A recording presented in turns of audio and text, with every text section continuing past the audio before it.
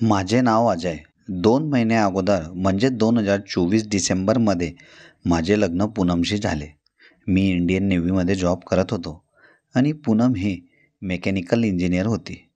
मी तिला नेण्यासाठी माझ्या सासरी आलो होतो. पूनमचे व माझे लव्ह मॅरेज झाले होते. कारण ज्या वेळेस आम्ही कॉलेजला सोबतच शिकत होतो तेव्हापासून माझं अट्रॅक्शन पूनमच होती आणि तिलाही मी खूप आवडत होतो. तिच्या घरच्यांना आमच्या लग्नाशी काहीच प्रॉब्लेम नव्हता. जोपर्यंत मी जॉबवर लागत नाही तोपर्यंत मी लग्न करणार नाही अशी अट मी तिच्या वडिलांना लग्ना अगोदर टाकली होती. म्हणून तिचे घरचेही माझ्यावर खूप खुश होते. पूनमला तिच्याहून एक लहान बहीण होती. तिचे नुकतेच 12वीचे पेपर संपले होते. तिचाही आग्रह आमच्यासोबत येण्याचा होता. ती मला म्हणू लागली, जीजाजी अभी तो मुझे छुट्टियां है, मैं घर में बैठी बैठी बोर हो जाऊंगी. मुझे आपके और दीदी के साथ मुंबई आना है. मुझे भी देखना है मुंबई. प्लीज जीजू ले चलो ना. तिचे नाव स्वाती होते. ती अभ्यासात खूपच हुशार होती. ती नेहमी तिच्या कॉलेजात आणि वर्गात टॉपवरच येत होती. तिच्या दुनियादारीकडे म्हणजे बाहेर होणाऱ्या घटनांमध्ये तिला काहीही इंटरेस्ट नव्हता आणि कॉलेज लाईफला तिचा कोणी बॉयफ्रेंडही नव्हता. म्हणजे सांगण्याचे तात्पर्य असे, ती एकदम सिन्सिअर मुलगी होती. तेव्हा तिची आई स्वातीला सांगू लागली, बेटा अभी अभी उनकी शादी हुई है, तुम वहाँ जाके उन दोनों के बीच में क्या करोगी? इससे अच्छा तुम यही रुक के अपनी अगली पढ़ाई की तयारी करो. स्वाती एकदम नाराज झाली. तिच्या चेहऱ्यावर उदासीनता दिसू लागली होती. म्हणून मी माझ्या सासूबाईंना सांगितले, आने दो मम्मी जी, इतने दिनों से वो भी कहीं बाहर घूमने गई नहीं है, बस हर वक्त पढ़ाई करती रही. हमारे साथ रहेगी तो उसको भी अच्छा लगेगा और ऐसी भी मैं उसे हर संडे मुंबई घुमाने ले ही जाऊंगा, तो उसका भी मन वहाँ लगेगा. तेव्हा माझ्या सासूबाई मला म्हणाल्या, आप जैसा ठीक समजे दामादजी. आज संध्याकाळीच माझ्या सासरवाडीतून आम्ही तिघंही प्रायव्हेट बसने मुंबईसाठी निघणार होतो. पण प्रश्न असा पडला होता की मी अगोदरच प्रायव्हेट बसने माझे व पूनमचे रिझर्वेशन केले होते. पण आता स्वातीही आमच्यासोबत येत असल्या कारणाने मी तिचे सेपरेट रिझर्वेशन करण्यासाठी बसची साईट उघडली. त्यावेळेस सर्व सीट्स हे बुक झाले होते आणि मी व पूनम आम्ही दोघंही एकाच डबल बेडच्या सीटवर झोपणार होतो. आता स्वातीला कुठे ॲडजस्ट करावं हाच प्रश्न माझ्यासमोर पडला होता.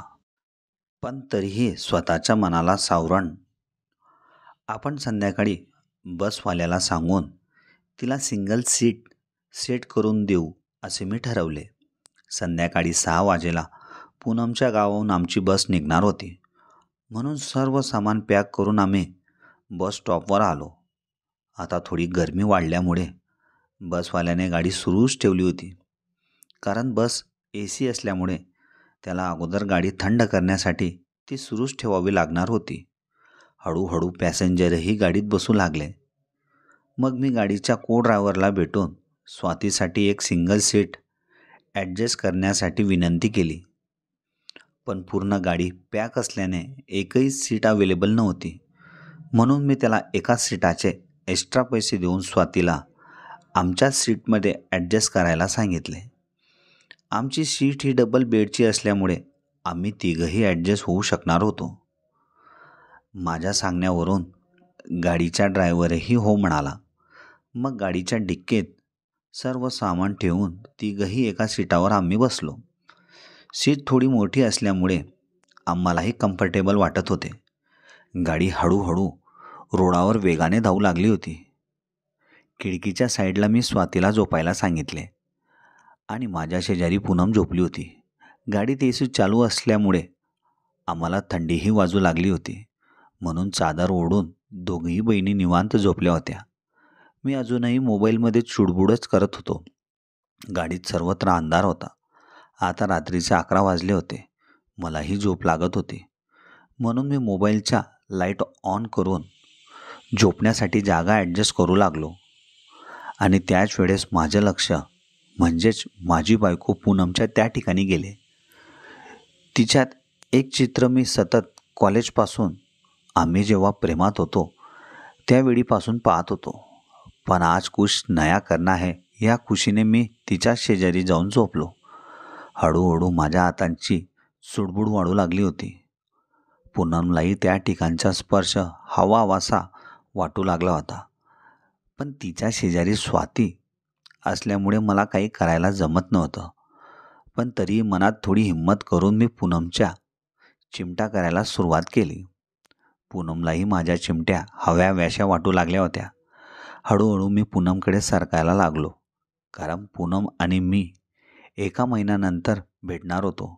काही गोष्टी आपण लग्ना अगोदर करू शकत नाही, पण लग्नानंतर जे प्रेम नवरा बायकोंमध्ये असते ते गुपितच ठेवावे लागते. तसेच गुपित प्रेम आमची आज जागृत करायची इच्छा माझ्या मनात येत होती. त्यासाठी पूनमही तयार होती. फक्त भीती स्वातीचीच वाटत होती. कारण तिने जर आम्हाला अशा अवस्थेत पाहिले तर त्या गोष्टींचा गोंधळ त्या ठिकाणी होऊ शकतो. म्हणून मी पूनम शेजारी काही न करता तसाच झोपून राहिला. सकाळी 8 वाजेला आमची बस ही विटी स्टेशनवर येऊन थांबली. विटी स्टेशनवरून माझे क्वार्टर हे 15 मिनिटाच्या अंतरावर होते. त्यानंतर आम्ही प्रायव्हेट बसने कुलाबा या ठिकाणी येऊन पोहोचलो. कारण माझे निवासस्थान हे कुलाब्यालाच होते. मी या ठिकाणी मागील 2 वर्षापासून जॉबवर होतो. घरात आल्यानंतर मी पूनमला व स्वातीला फ्रेश होण्यासाठी सांगितले आणि मी नाश्ता घेण्यासाठी बाहेर आलो. कारण मी पण 15 दिवसांची सुट्टी घेऊन घरीच आलो होतो. घरात सर्व पसारा असाच पडला होता. मी काही वेळानंतर बाहेरून नाश्ता घेऊन घरी पोचलो तेव्हा स्वातीही घरातला आवरत होती. माझे सरकारी क्वार्टर हे 2 BHK होते. मी स्वातीला म्हणालो, स्वाती, यह नाश्ता किचन में रख दो और तुम भी जल्दी तैयार होके नाश्ता कर लो, नहीं तो ठंडा हो जाएगा. और तुम्हारी दीदी कहाँ है? तेव्हा स्वाती मला म्हणाली, जीजू दीदी तो नहा रही है, तब तक आप यहाँ बैठो, मैं आपके लिए नाश्ता लगा देती हूँ. तेव्हा मी स्वातीला म्हणालो, मैं बाद में करूँगा, अभी तो मेरा ब्रश करना भी बाकी है. म्हणून मी TV ऑन करून 23 फेब्रुवारीला झालेल्या इंडिया पाकिस्तान मॅचची हायलाईट पाहू लागलो आणि काही मिनिटानंतर स्वाती माझ्या समोरील खुर्चीवर येऊन बसली. आमची दोघांची नजरानजर झाली आणि आम्ही एकमेकांकडे पाहून स्माईल करत परत TVकडे पाहू लागलो. स्वाती ही पूनमपेक्षाही सुंदर होती. पण स्वातीत मला काहीही इंटरेस्ट नव्हता. पण काही वेळानंतर मला असं काही दिसले की स्वातीबद्दल माझे आकर्षण त्या क्षणापासून जास्तच वाढू लागलं होतं. स्वातीने पंजाबी ड्रेस घातला होता, पण सोबत ओढणी नव्हती आणि ती अशा पोझिशनमध्ये TVकडे पाहत होती. तिचे ते इतके सुंदर व आकर्षक दिसत होते आणि त्यात तिचे ते ब्लॅक कलरचे आतले कपडे तिला अधिकच सुंदर बनवत होते. माझी नजर त्या ठिकाणाहून हटतच नव्हती. वारंवार माझी पाहायची इच्छा होत होती. मग पूनमही तयार होऊन आमच्या जवळ येऊन बसली आणि त्यानंतर स्वाती तयार होण्यासाठी बाथरूममध्ये गेली. सरकारी क्वार्टरमध्ये एकच बाथरूम असल्यामुळे थोडा वेळ लागतच होता. स्वातीही तयार होऊन बाहेर आली.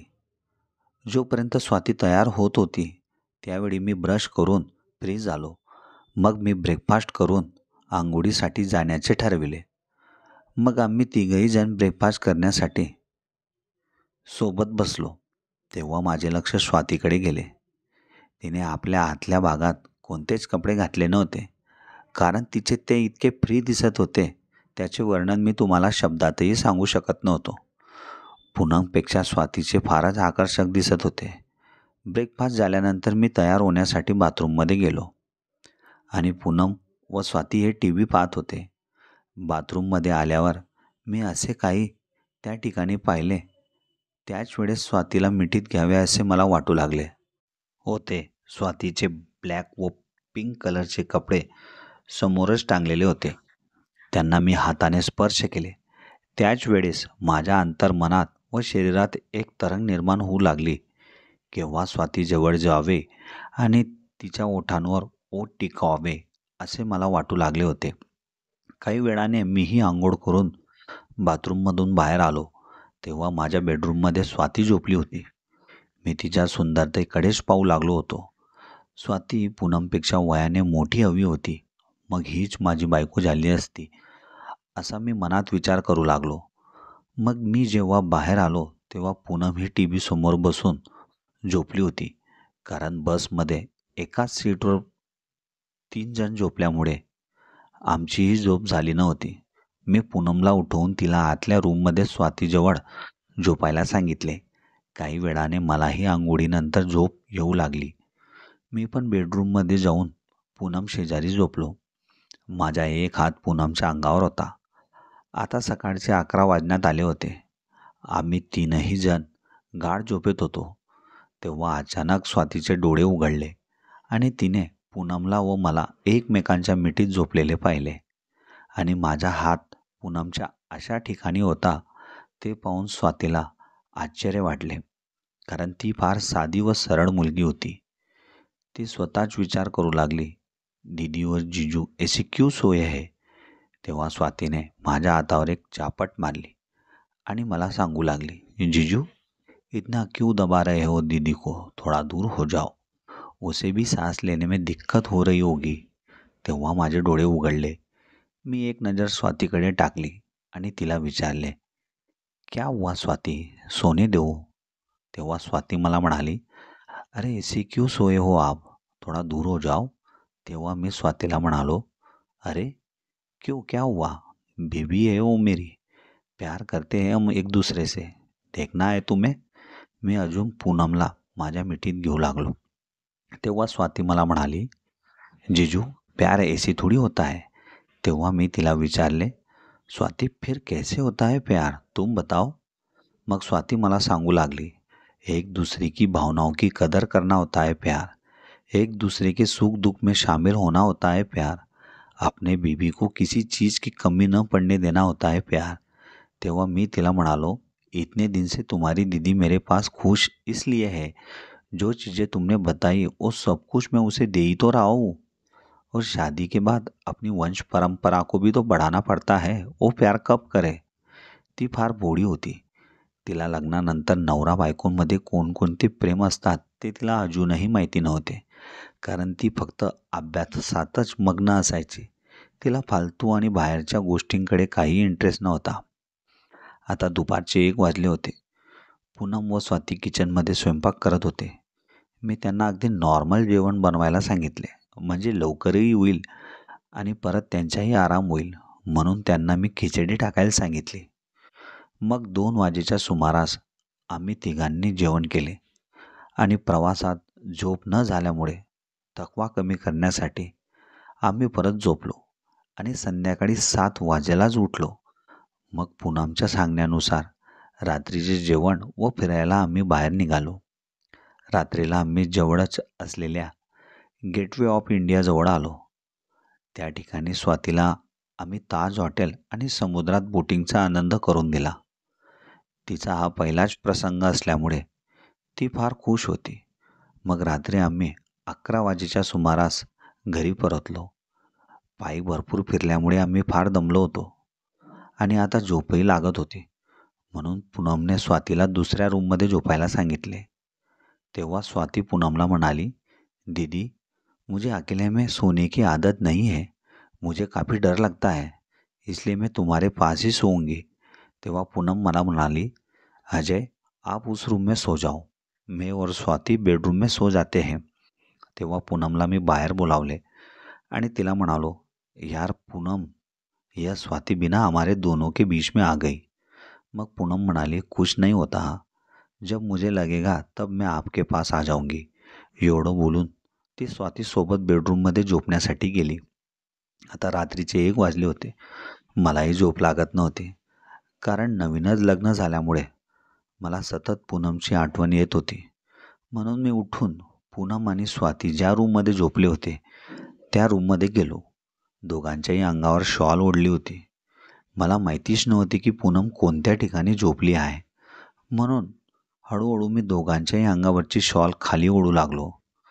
ज्या जागेवरची शॉल मी खाली केली त्याच ठिकाणी मला पूनम झोपलेली दिसली. मग मी तिला हळूवार हलवून उठवले आणि तिने जेव्हा माझ्याकडे पाहिले तेव्हा ती अजूनही स्वातीकडे सरकली आणि तिच्या पाठीमागच्या भागामागे मी झोपलो. कारण माहेरी ती 15 दिवस होती आणि इथं आल्यावरही आमच्यामध्ये स्वाती आली होती. मग मी पूनमला घट्ट मिठीत घेतले आणि पूनमही मला साथ देऊ लागली. पण जेव्हा आम्ही एकमेकांसोबत भरभरून प्रेम करत होतो, तेव्हाच माझा हात जोराच्या स्वातीच्या अशा ठिकाणी स्पर्श झाल्यामुळे तिची झोप उघडली आणि तिने जेव्हा आमच्याकडे पाहिले, तेव्हा पूनम आणि माझे ओठ एकमेकांच्या ओठांवर होते. आमच्याकडे पाहून तिलाही फार अस्वस्थ वाटू लागले होते. मग हळूहळू मी व पूनमने आमच्या अंगावरचे कपडे बाजूला ठेवून एकमेकांवर अर्ध्या तासापर्यंत प्रेम केले.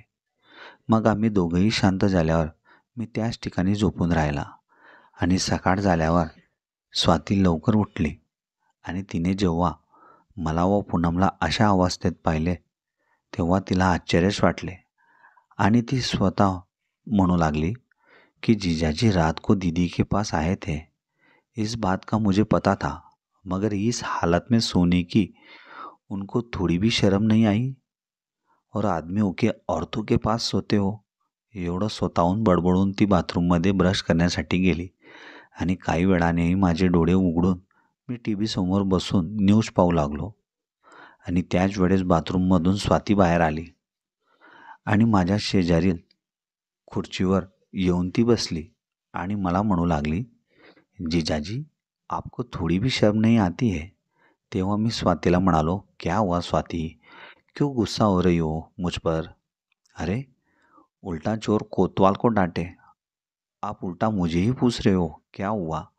अरे आदमियों की औरतों के पास क्यों सोते हो.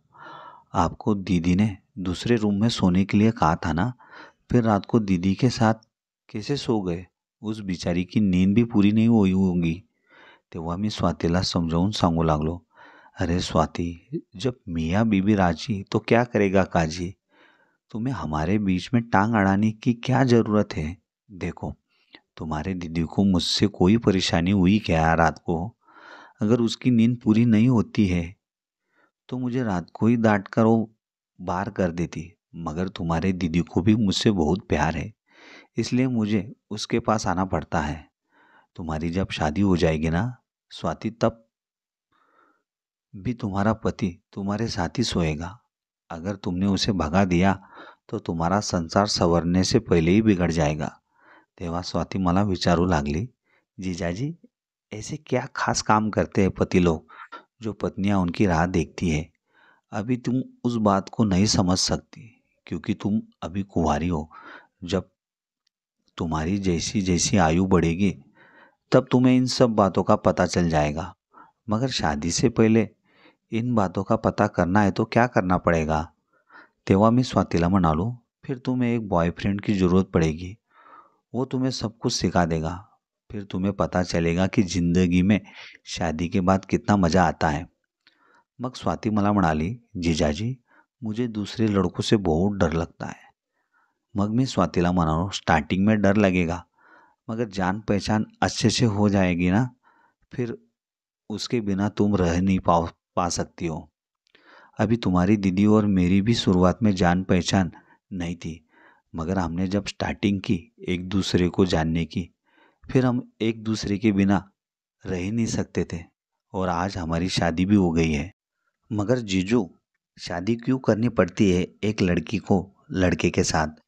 तेवढ्यात पूनम उठून आमच्या जवळ येऊन बसली आणि आम्हा दोघांना विचारू लागली, क्या बात हो रही है जीजा साली में. तेव्हा मी विषय बदलून पूनमना म्हणालो, अरे पूनम, मैं तो स्वाति से पूछ रहा था कि आज ब्रेकफास्ट में क्या खाओगी. मैं सोच रहा था कि उसकी पसंद का कोई ब्रेकफास्ट बाहर से लेके आता हूँ. तेव्हा पूनम मला म्हणाली, नहीं अजय, आज ब्रेकफास्ट बाहर से मत लाना, मैं घर में ही बनाऊंगी. तेव्हा मी पूनमना म्हणालो, ठीक है पूनम, तुम्हें जैसा अच्छा लगता है वैसा ब्रेकफास्ट बना लो. मग आम्ही तिघांनी मिळून तयार होऊन ब्रेकफास्ट केला आणि मी थोडा काही कामासाठी बाहेर बाजारात आलो. कारण भरपूर दिवसापासून घरात किराणाही नव्हता आणि ऑफिसला जॉईनिंग करण्यासाठी मला अजून 3 दिवस बाकी होते. म्हणून मित्रांनाही भेटणे होईल यासाठी मी बाहेर आलो होतो. मित्रांसोबत चर्चा करत असताना मलाही दुपारचे 2 वाजले होते आणि अचानक स्वातीचा फोन माझ्या मोबाईलवरती आला. ती फार घाबरून बोलत होती. मग मी तिला विचारले, स्वाती क्या हुआ? तुम इतनी क्यों डरी हुई हो? जीजाजी तुम जल्दी घर आ जाओ. पता नहीं क्या हुआ, दीदी के पेट में अचानक दर्द हो रहा है. वो काफ़ी दर्द से चिल्ला रही है. मुझे भी नहीं पता क्या करना चाहिए. प्लीज़ आप जल्दी घर आ जाइए. मी 0 मिनिटात गाडी स्टार्ट करून काही वेळातच घरी येऊन पोहोचलो. तेव्हा पूनम ही वेदनेने तडमडत होती. तिला फार त्रास होत होता. तिच्या डोळ्यातून अश्रूही थांबत नव्हते. मग मी घरी ॲम्ब्युलन्स बोलावून तिला कुलाब्यातील नेव्हीनगरच्या हॉस्पिटलमध्ये ॲडमिट करण्याचे ठरविले.